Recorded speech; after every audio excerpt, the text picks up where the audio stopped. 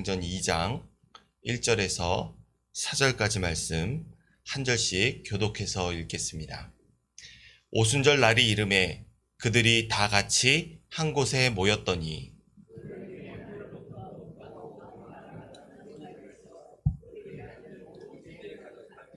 마치 불의 혀처럼 갈라지는 것들이 그들에게 보여 각 사람 위에 하나씩 임하여 있더니 그들이 다 성령의 충만함을 받고 성령이 말하게 하심을 따라 다른 언어들로 말하기를 시작하니라.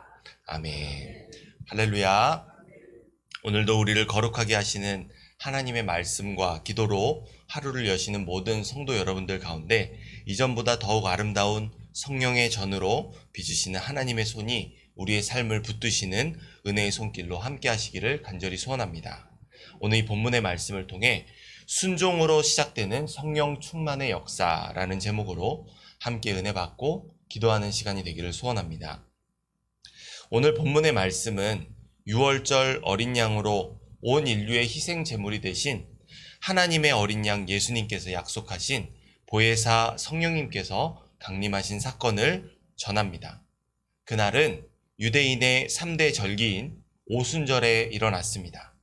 오순절은 첫 열매를 얻게 하신 하나님께 감사하는 절기로 애굽왕 바로의 손에서 구원하신 하나님께 감사하는 절기인 유월절로부터 50일째가 되는 날입니다. 이날에 각지에 흩어져 사는 많은 유대인들은 이 오순절 절기를 기념하기 위해 예루살렘 성전으로 모여들었습니다. 바로 이 오순절에 예수님께서 약속하신 성령님이 이 땅에 오셨습니다. 이는 곧 구약시대의 모든 약속된 예언의 말씀을 성취하신 하나님의 아들이시며 메시아이신 예수님이 성령을 보내심으로 제자들에게 하신 약속을 친히 성취해 주셨음을 확인시켜주는 사건입니다. 예수님의 약속대로 성령을 보내주신 이 사건은 초자연적인 현상을 동반하여 나타났습니다. 우리 2절 말씀 함께 읽겠습니다. 호련히 하늘로부터 급하고 강한 바람 같은 소리가 있어 그들이 앉은 온 집에 가득하며. 아멘. 그날에 갑자기 하늘로부터 급하고 강한 바람 같은 소리가 들려왔습니다.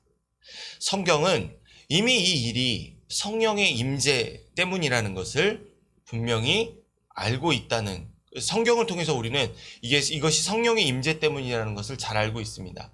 왜냐하면 저자를 통해서 이후에 기록된 사건이기 때문입니다. 그런데 이러한 성령의 임재를 급하고 강한 바람같이 묘사하는 데는 분명한 의도가 있습니다. 단순히 성령이 임재하셨다, 성령이 강림하셨다라고 말하지 않고 이 본문에서 이렇게 강한 바람으로 묘사하는 데는 분명한 의도가 있다는 것입니다. 구약 성경에는 현재 사도행전의 저자가 성령을 바람으로 묘사하고 있는 이 의도를 모두 담아낼 수 있는 하나의 단어가 있습니다. 영과 바람이라는 의미를 동시에 가지고 있는 루아흐라는 특별한 단어가 있는데 이것이 바로 창세기 1장 2절에서 하나님의 영이 수면을 운행하시더라 라고 했을 때 그 단어입니다. 사도행전의 저자는 오순절 성령 강림 사건이 구약시대에 바람과 성령을 통해 동반했던, 그렇게 나타났던 창세기의 그때 사건과 현재 동일시하고 있는 것입니다. 잠시 그때의 말씀을 생각해 보기 원합니다. 태초에 하나님께서 천지를 창조하실 때 땅이 혼돈하고 공허하며 흑암이 깊음이 있는 곳에 물이 지배하고 있는 상태였습니다. 그런데 하나님은 하나님의 영을 바로 그 흑암과 어둠과 물로 뒤덮여 있는 그곳에 하나님의 영을 보내셔서 그 수면 위에 운행하게 하셨습니다. 즉 하나님은 아무런 질서 없이 물이 지배하고 있는 혼돈한 땅에 물 위를 자유자재로 운행하시는 하나님의 바람, 즉 하나님의 영이라 하는 성령을 불어옴으로 하나님의 질서를 시작하셨습니다. 그런데 그 바람이 하늘로 승천하신 예수님께서 보내주시리라고 약속하신 그 말씀대로 다시 찾아오셨습니다. 그것은 죄 많은 어두운 세상 속에 하나님의 질서를 세우시기 위해서입니다.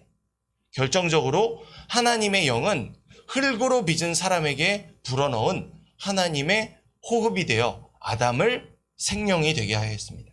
이를 종합해 볼 때 오순절 성령 강림 사건은 하나님의 질서를 세우는 거룩한 바람으로 죄 많은 세상 가운데 찾아오신 성령님께서 약속의 말씀을 따라 기도하던 예수님의 120여 명의 제자들에게 하나님의 호흡을 불어넣어 하나님의 거룩한 백성으로 그분의 임재를 모시는 거룩한 성전으로 거듭나게 하신 하나님의 새 질서를 시작하신 사건인 것입니다.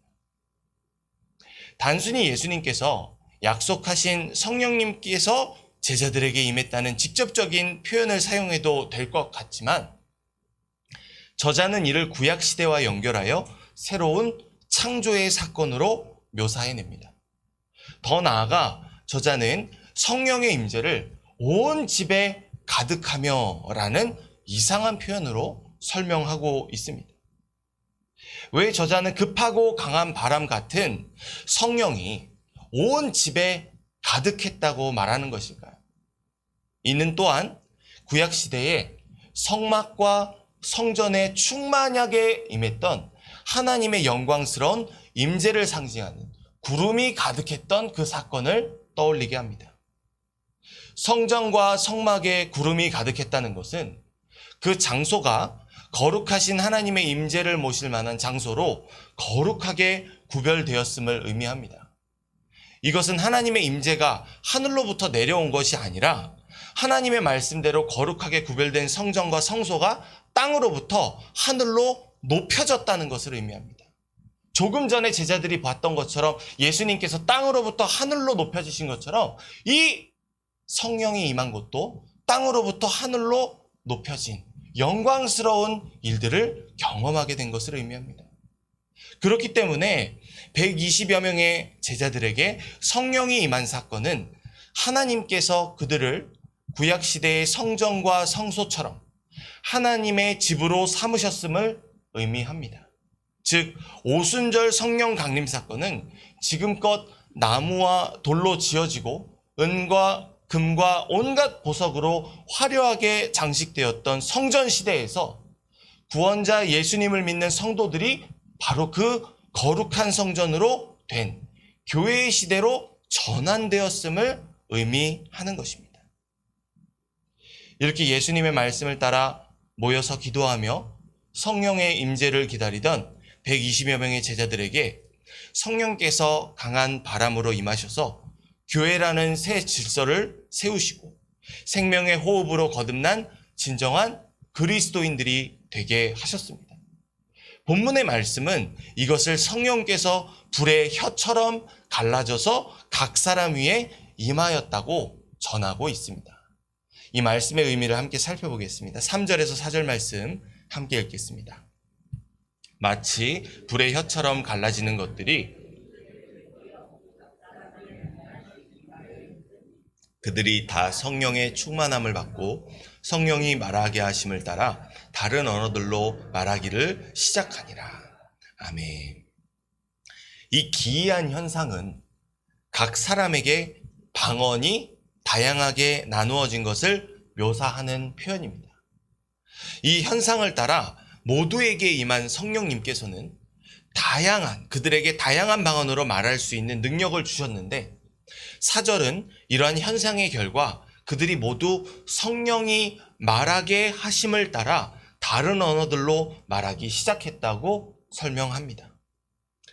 예수님은 이러한 성령 강림 사건에 앞서 제자들에게 성령으로 세례를 받을 것임을, 제자들 위에 성령이 임할 것이라고 말씀하셨습니다.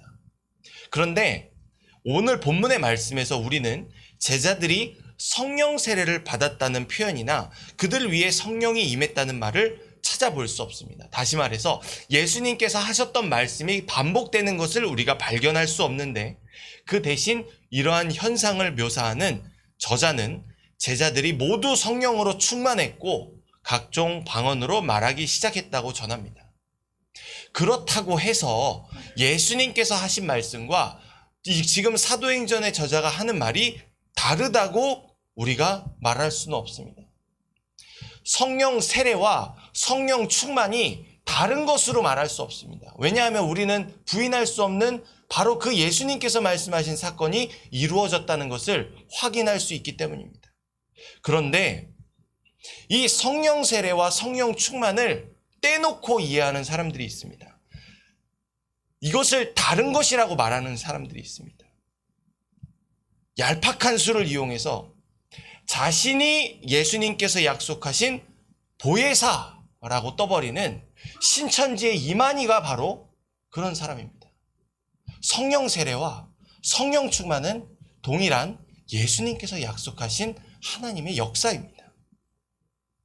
우리는 이러한 얄팍한 수에 넘어가서 이 이단이 득세하는 이 말세에 우리를 미혹하는 그들의 말에 귀를 닫고 성경에 귀를 기울여야 하는 것입니다. 사도 베드로는 이 오순절 성령 강림 사건을 요엘 선지자의 예언의 성취임을, 성령은 회개하고 믿는 자들에게 주어지는 선물임을 담대하게 선포했습니다. 또한 베드로는 백부장 고넬료와 그의 가족 및 동료들에게 성령이 임한 사건을 예수님의 제자들에게 성령이 강림한 사건과 동일시했습니다. 따라서 오순절 성령 강림 사건은 단지 구원받은 예수님의 제자들이 증인의 사명을 감당받기 위해서 받은 어떤 능력이라거나 기이한 일이 아니라 무언가를 해서 성령으로 충전된 상태로 이해해서도 안 되는 것입니다. 그것은 성경을 왜곡하는 것입니다. 누군가가 성령의 불을 받아라! 라고 그들에게 명령하면은 하나님께서 불을 쏴 주셔야 되는 것입니까? 누군가가 강한 바람과 같은 성령을 쏘면 하나님께서 바람으로 누군가를 넘어뜨려 주셔야 되는 것입니까? 기억하시기 바랍니다. 성령은 모든 믿는 자들에게 하늘로부터 부으시는 하나님의 구원의 본질적인 선물입니다.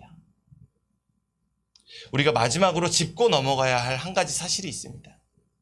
그것은 한 장소에 모인 모든 제자들에게 한 명도 빠짐없이 성령이 충만함을 입었다는 것입니다. 오늘 본문의 말씀에서 특정한 누군가를 지목하는 표현이 아닌 다수를 지칭하는 표현들이 반복돼서 등장하고 있음을 우리는 알 수 있습니다.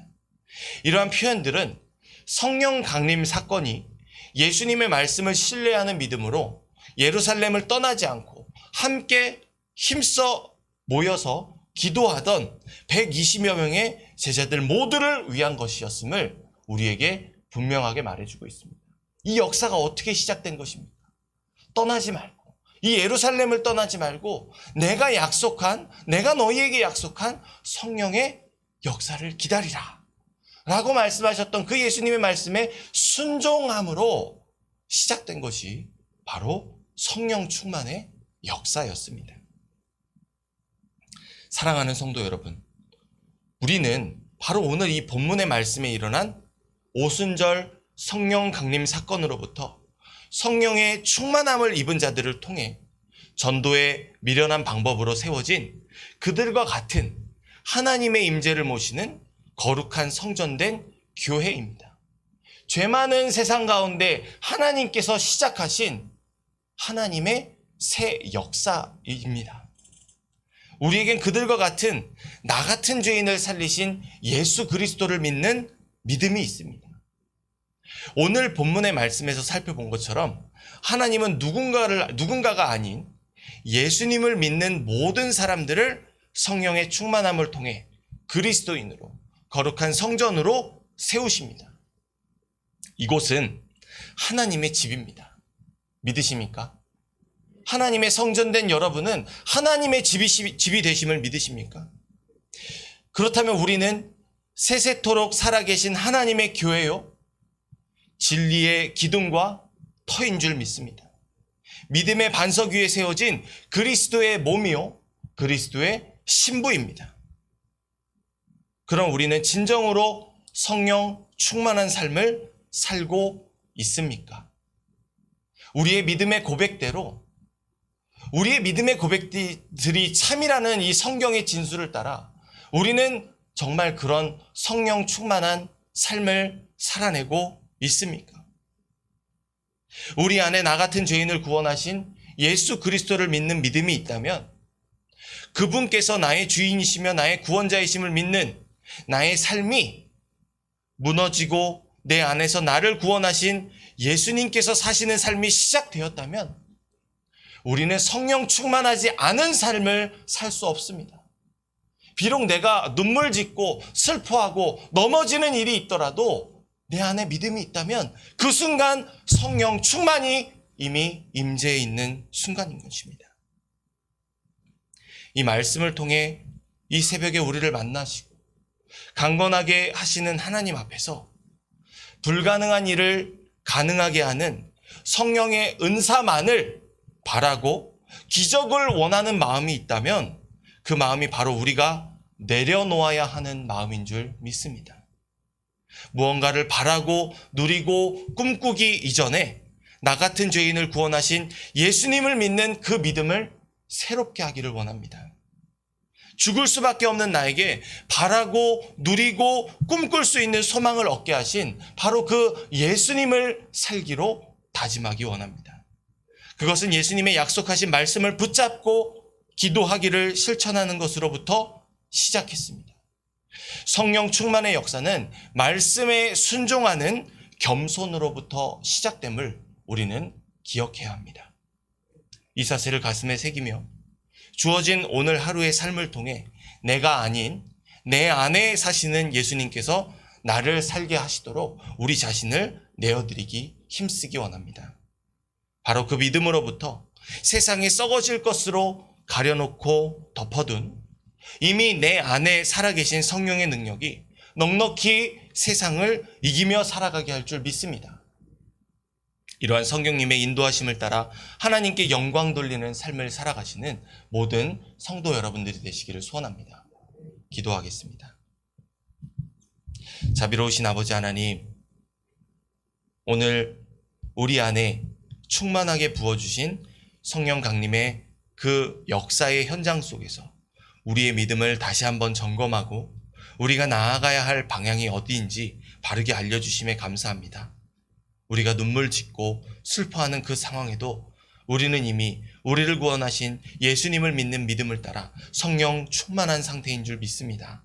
누군가가 필요한 것이 아니라 이미 내 안에 계신 그 성령의 충만한 역사를 통해서 내가 이미 세상에서 넉넉히 승리하며 살아갈 수 있는 능력이 있는 줄 믿습니다.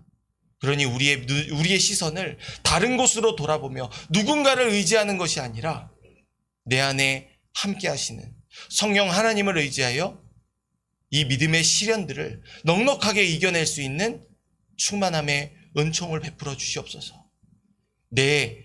내가 가려두었던 썩어질 세상의 것으로 내가 둘러놓았던 그런 연약함들을 모조리 제거해 주시옵시고 이미도 충만하게 나와 함께 하시는 그 성령님께서 나를 살게 하시도록 내 안에 살아계시는 예수 그리스도께서 나를 살아가게 하시도록 주님의 역사가 시작되는 오늘 하루의 삶이 되기를 원하오며 이 일을 통하여 땅끝까지 복음을 전하며 교회를 세웠던 그 초대교회의 성령의 충만함의 역사가 오늘 우리의 삶을 통해 충만하게 일어나기를 원합니다.